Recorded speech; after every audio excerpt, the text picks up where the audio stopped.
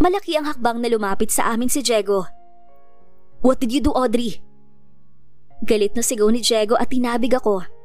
Napalakas ang pagkatulak niya kaya natumba ako at ang masama pa, natukod ang palad ko sa bubong ng flower vase. Mariin akong napapikit sa sakit. Hindi ako makagalaw sa gulat at pagkabigla. Hindi ko akalain na magagawa yun ni Diego sa akin. Tinulungan niyang tumayo si Danica. Hawak niya ang kamay ng babae na may sugat. "Look what you did! Ano bang nangyayari sa'yo? At bakit umabot sa sinaktan mo si Danica?" I don't know what to say. Nakatitig lang ako na nakatingala sa kanilang dalawa. Nagulat pa ako na bigla niya akong sampalin at itulak. Wala naman akong ginagawa sa kanya. "Tinanong ko lang kung nasan ka. Tapos sinaktan na niya ako." Humihikbi na wika ni Danica. Sinubsob niya ang kanyang mukha sa balikat ni Diego, dahilan upang yakapin siya nito. Marahang hinaplos ni Diego ang kanyang balikat. "Huwag ka nang umiyak, Danica. Dadalhin kita sa ospital para magamot ang sugat mo." Aniya sa babae. "Yes, please. Ilayo mo ko sa kanya. Natatakot ako sa kanya, Diego." Napasingha pa ako nang inisihan niya ako ng nakakaloko nang kargahin siya ni Diego palabas ng bahay. Ako itong mas nasaktan sa aming dalawa. Pero ako itong napasama at hindi inalala ni Diego. Nilinis ko ang sugat ko sa kamay. Tiniis ko ang sakit para makuha ang bubog doon. Pinahiran ko yun ng betadine at nilagyan ng benda pagkatapos. Sa pagmamadali ko na makaalis, naiwan kong nakabukas ang bahay ni Diego. Wala na akong pakialam kung hahanapin niya ako kung saan. Kung magtataka siya na wala ako dito, wala na akong pakialam pagkatapos ng ginawa niya sa akin. Hindi man lang siya nagtanong, hindi man lang inalam kung ano ang nangyari, at basta na lang akong inakusahan na ako ang may kasalanan. Porke iba ang pakitungo ko sa kanya at napagtaasan ng boses at sinabihan tungkol sa kanilang dalawa ni Danica, ganun ang gagawin niya sa akin. Ang sakit lang kasi harap-harapan niyang ipinakita sa akin na si Danica pa rin kahit legal ang kasal naming dalawa. Sa bagay, anong laban ng isang legal na kasal sa babaeng matagal mo nang mahal? Ngayon ko lang napatunayan, marriage doesn't solve everything. Dahil mas lalong naging komplikado ang sitwasyon simula nang ikasal kami ni Diego. Masasabi ko pa rin na swerte sa akin ang araw na to dahil nasa bahay na ang anak ko. Walang galos, walang may nangyari na masama. Mahigpit ko siyang niyakap habang walang humpay ang paglandas ng aking mga luha. "Someone save me, Mama! At sabi niya, tawagin ko raw siyang Lola. Ang bait niya po. Dinala pa niya ako sa bahay niya. Ay hindi, mansyon pala. Ang sabi niya, doon raw muna ako pansamantala." Nakahinga ako ng maluwag nang marinig ang sinabi ng anak ko. Kung sino man ang tao na yon, taos-puso ako magpapasalamat sa kanya sa pagligtas niya sa anak ko. May mga tao pa rin na mabuti ang kalooban, na handang tumulong kahit hindi nila kilala, basta ang mahalaga ay makatulong sila at walang hinihingi na kapalit. Palaisipan sa akin kung sino ang tumulong sa anak ko, ngunit hindi na muna iyon mahalaga sa ngayon. Ang gusto kong malaman ay kung bakit nakidnap siya. "Mama, tatapusin ko lang yung ginagawa ko. Kailangan na kasi yun ipasa kay teacher bukas." Tumango ako at ginulong ang kanyang buhok. "Sige anak." Nanakbo siya papasok sa kwarto at patalo na umakyat sa kama. Napangiti ako dahil parang wala lang sa kanya ang nangyari sa kanya nitong nakaraang araw. Parang hindi man lang siya natakot. Inabot ko ang kamay ni inay at masuyo siyang ginitian. "Nay, huwag niyo na akong isisihin ang sarili niyo. Hindi mo kasalanan kung bakit si Dustin ang pinunteriya ng mga kidnapper." Dismayado siyang umiling. "Ilang linggo ko nang napansin na parang may nagmamasid sa amin araw-araw. May sumusunod rin kahit saan ako magpunta, basta kasama ko si Dustin. Hanggang sa may isang lalaki na lumapit sa akin. Sabi niya, isa raw siyang taga-interview para sa mga kapuspalad. Hindi ko inakala na kami pala ang punteriya nila." Pagkwento nito na pinipigilan ng maiyak. Hanggang sa uwian na ni Dustin, sa labas ng gate ako naghintay kasi doon ko naman siya palaging inaabangan. Takot na takot ako nang bigla na lang siyang habulitin ng isang lalaki at ipinasok sa van. Hinaplos ko ang kanyang likod nang umiyak si inay. Nanginginig pa ang kanyang kamay habang inaalala ang nangyari bago nakuha ang anak ko. Sigaw ako ng sigaw ng saklolo pero hindi namin naabutan ng sasakyan na tumangay sa kanya. Nag-report ako sa mga pulis tungkol sa nangyari. Pero sinabihan ako na hindi sila makaaksyon kaagad hanggat hindi pa dumadaan ang 24 oras. Hindi ko alam ang gagawin ko ng araw na yon. Walang may tutulong sa akin. Kaya sinabi ko agad sa iyo. Sorry, Inay. Hindi ako nakatawag kaagad. Bigla kasing nagkaproblema doon. Hindi ako makalabas para magpa-load. Nagkataon din na umulan kinabukasan. Humihikbi na wika ko. Akala ko nga hindi na babalik sa akin ang apo ko. Hindi ako nakatulog ng gabing yon. Kinabukasan, may tumawag sa akin. Isang lalaki. Hawak niya raw si Dustin. Pero ang sabi niya, wag raw ako mag-alala dahil nasa ligtas ang bata. Ibabalik rin nila sa akin. Patilain lang raw muna nila ang malakas na ulan. Nang hapon na yon, nakauwi si Dustin. Hinatid siya ng isang lalaki na nakatakip ang buong muka, sakay sa mamahaling sasakyan. Hindi ako nakatawag sa iyo kasi lowbat ang cellphone ko at wala pang kuryente. Niyakap ko si Inay at marahang hinagod ang likod niya dahil hindi siya matigil sa pag-iyak. Huwag niyo na po sisihin ang sarili niyo, Nay. Ipagpasalamat na lang natin na walang nangyari kay Dustin at ligtas siyang ibinalik sa atin. Iyon ang mahalaga kaysa ang magsisihan kaming dalawa at magtulakan kung sino ang may kasalanan. Kumalas ako ng yakap nang tumunog ang cellphone ko. Kinuha ko yun sa bag at tiningnan kung sino ang tumawag. Umigting ang pangako na makita na si Diego yon. Hindi ko siya sinagot at ini-off ang phone ko. Manigas ka sa paghihintay at pag-iisip kung nasan ako ngayon.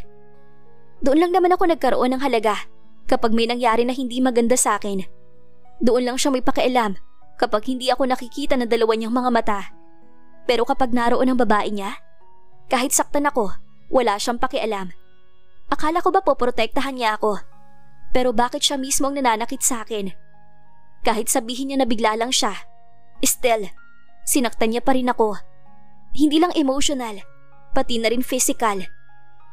Dito muna ako hanggang sa masiguro ko na ayos lang talaga si Dustin. Nay, hindi kasi ako mapakali doon. Mabuti nga yun, anak, para makapagpahinga ka rin. Umayat ka doon. Aniya at sinipat ang kabuuan ko. Tumango ako at nagpaalam sa kanya na pupuntahan ko si Dustin. Sumilay ang ngiti sa aking labi nang makita ko siyang mahimbing na natutulog. Ang kanya mga gamit ay nakaayos na nakapatong sa ibabaw ng mesa. Malinis ang kwarto at kahit isa, wala akong makita na nagkalat na damit niya at mga basura. Tumabi ako sa kanya sa paghiga. Pinakatitigan ko ang mukha niya hanggang sa hindi ako nakatiis na haplusin ang kanyang pisngi. Ilang linggo ko lang siyang hindi nakita. Napansin ko ang pangangayayat niya. O baka dahil lang ito sa tagal na hindi ko siya nakita. Pipikit na sana ako para matulog nang tumunog ang keypad na cellphone ni Inay. Napanganga ako sa gulat nang makilala ang numero ng tumatawag. Doon ko naalala, hindi ko pala nabura ang number ni Inay sa phone ni Diego noong tumatawag ako gamit ang phone niya. Kinansela ko iyon. Pinatay ko rin ang cellphone ni Inay nang sa ganon, hindi na si Diego makatawag. Yumakap kaagad ako sa anak ko at ipinikit ang mga mata. Ngayon ko lang naramdaman ang kapayapaan gayong yakap ko ng anak ko. Isang hapon, habang binabagtas namin ang daan pa uwi sa bahay, nagkukwentuhan kaming dalawa ni Dustin. Ako ang nagsundo sa kanya sa school, kaya tuwang-tuwa siya. Ang dami niyang kwento hanggang sa napunta kami noong araw na nakuha siya. Hindi ako natakot, Mama. Tahimik lang ako sa loob ng sasakyan kasi baka saktan ako ng lalaki na kumuha sa akin. Hindi ko alam kung saan nila ako dinala. Nang huminto kami sa gilid ng daan, may babae na pumasok. Siya yung lola na sinabi ko sa'yo. Ang sabi niya, wag raw akong matakot. Tapos may tinuro siya sa labas na isa pang babae. Sabi niya, yun raw ang masama at ililigtas niya ako sa babae na yun. Tapos ayun po, kinarga niya ako palabas sa kotse at dinala sa sasakyan niya. Itinago niya po ako doon. Namumukaan mo ba ang babae na yun? Tanong ko. Opo, narinig ko rin ang pagtawag nila ng pangalan sa isa't isa. Yung lola, tinawag siyang Tita Claudia at yung babae, tinawag siyang Danica ni Lola. Natigilan ako sa narinig ko. Tila nanlamig ako ng sandaling yon. 2 tao lang ang kilala kong Claudia at Danica. At wala ring ibang tao na galit sa akin, kundi silang 2. Ngayon lang nag-sink in sa aking isipan ng lahat na posibleng silang 2 nga ang may pakana ng pagkuha sa anak ko. Siguro, pinaimbestigahan nila ako. Kaya nasabi ni inay na parang may nagmamasid sa kanila. May nag-interview. Yun pala, ay kagagawa nilang dalawa ni Danica. Gusto ko silang sugurin sa galit na nararamdaman ko ngayon. Pero mabait yung lola sa akin, Mama. Alam niyo po ba, pinakain niya ako ng masarap. Tapos dinala sa mansyon nila. Tabi pa kami natulog sa kwarto niya. Ang ganda-ganda po ng bahay nila, Mama. Ramdam ko ang saya ng anak ko sa tono ng kanyang pananalita. Ngunit hindi ako makapaniwala na inalagaan siya ni Ma'am Claudia. Imposible naman kasi na hindi siya mag-isip na apo niya si Dustin. Kamukhang kamukha niya si Diego. Pero pala isipan sa akin kung bakit niya iyon ginawa. Galit siya sa akin, kaya iniisip ko na kapag nalaman niyang may anak ako, ay damay na ito sa galit niya. Pero base sa kwento ng anak ko, mali ang iniisip ko tungkol sa kanya at sa gagawin niya sa anak ko. Ngunit sa puntong ito, galit ako sa kanya. Kasi dalawa sila ni Danica ang nagplano na kunin ang anak ko. Kung nagkataon na hindi siya kamukha ni Diego, baka malupit ang sinapit ng anak ko sa kamay nila. Tapos, bago ako ihatid pa uwi, sabi niya pa, babalik ako sa mansyon na yun balang araw. Tiningala niya ako. Kailan yung balang araw, Mama? Ginulo ko ang kanyang buhok at maliit na ngumiti. Kapag inayon na ng panahon na magkita ulit kayo, makakabalik ka doon, anak. Lumihis ang kanyang kwento. Hanggang sa makarating kami sa bahay, hindi na niya nabanggit ang tungkol sa pagkuha sa kanya. Hindi na ako makapaghintay na harapin ang may dahilan nito sa anak ko. May dahilan ako para magalit sa kanila. Ayos lang sa akin kung ako lang. Pero ang idamay ang anak ko sa pananakit, hindi yun pwede.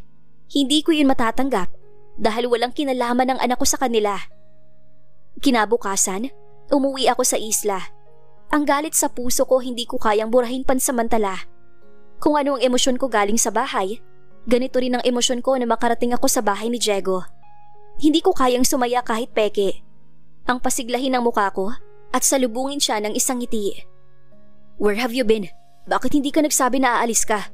Pati phone mo, naka-off. May nangyari ba sa inyo kaya ako umalis na walang paalam? Sunod-sunod na tanong ni Diego nang makarating ako. Hindi ko binigyang pansin ang emosyon sa kanyang mga mata. Malamig akong tumingin sa kanya. Gusto kong isigaw sa pagmumukha niya na kinuha ng nanay niya at ng babae niya ang anak ko. Paano ko makapagpaalam sa'yo? Umalis ka, di ba? Malamig na wika ko. Lumambot ang ekspresyon ng kanyang muka. Naalala niya siguro ang ginawa niya sa akin noong nakaraang araw. I'm sorry, Audrey. Ayos lang. Naiintindihan ko naman. Hindi.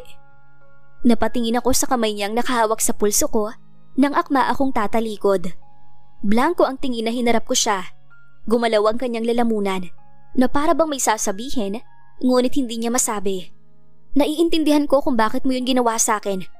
Sino bang hindi magalit kung yung kababata mo sinaktan ng fake wife mo, di ba? Sarkastikong wika ko. Mariin siyang napalunok. Nakatingin lang siya sa akin. Namumutla ang buong muka. Hindi na bago sa akin yun, Diego. Dahil palagi mo yun pinararamdam sa akin. Pero naiintindihan ko. Kasi alam ko naman kung anong lugar ko sa buhay mo. Alam ko kung hanggang saan ang posisyon ko. Kusa kong tinanggal ang kamay niya at tinalikuran siya. Mabilis na pinahid ko ang luha na pumatak sa aking mga mata. Nasaktan ako at hindi ko iyon maitatanggi. Ngayon lang ako nagkalakas ng loob para kumprontahin siya. Ang sakit lang para sa akin kasi umasa ako na sana kahit isang beses lang iparamdam niya sa akin na ako ang mahalaga sa lahat. Kasi yun ang ipinangako niya bago niya ako pakasalan. Pero dumating lang ang kababata niya na wala na ako dun sa una. Palagi na lang akong second choice. Palagi na lang akong naglilimos ng atensyon niya. Doon lang naman niya ako binibigyan ng halaga kapag may nangyayari na sa akin. Siguro nga ang selfish ko kasi naghangad ako ng sobra sa kanya na hindi niya kayang ibigay sa akin. Tapos magdademand pa ako ng sincere care? Hindi naman ako ang mahal niya. Hindi ako ang priority niya. At yun dapat ang itatak ko sa aking isipan nang sa ganon, hindi naman ako masaktan. Nabaling ang tingin ko sa cellphone ni Diego sa ibabaw ng mesa nang tumunog iyon. Si Danica ang tumatawag. Nang mawala, hindi na ulit nasundan ang tawag. Dinampot ko ang cellphone at pinakatitigan ng litrato naming dalawa doon. Bakit niya ito nilagay?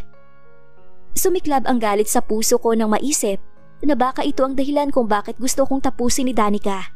Hindi imposible na hindi niya ito makita. May relasyon sila. Baka nga may permisyo siya galing kay Diego na pwede niyang gamitin kahit kailan niya gusto ang cellphone ni Diego.